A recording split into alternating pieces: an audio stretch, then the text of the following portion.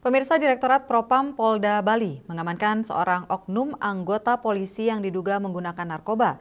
Hal itu dibenarkan Kabid Humas Polda Bali, Kombes Pol Arya Sandi di Mapolda Bali pada Selasa 7 Juli 2026. Lebih lanjut disampaikan Kombes Pol Arya Sandi, oknum MDP tersebut yang bertugas di Polsek Kuta dan diamankan pada tanggal 8 Juni 2026. Oknum polisi yang menjabat di jajaran Satuan Reskrim diamankan berdasarkan hasil tes urin yang dilakukan petugas di Propam Polda Bali. MDP diduga menggunakan narkoba berdasarkan tes yang dilakukan di Polda Bali. Jadi kegiatan ini memang sudah berlangsung secara silent dan dadakan begitu. Ya, kita panggil beberapa anggota untuk kita tes sampel urin.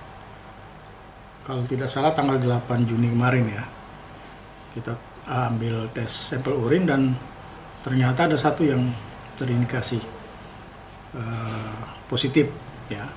Akhirnya yang bersangkutan kita serahkan ke Propam untuk dilakukan tindak lanjut. Ya, sementara yang bersangkutan sudah kita amankan di Propam ya semenjak tanggal 8 Juni kemarin. Pengakuannya sudah berapa lama menggunakan narkoba? Kalau itu saya harus tanyakan dulu ya, pendalaman yang penting. Pada saat dicek urin itu positif, menggunakan ekstasi.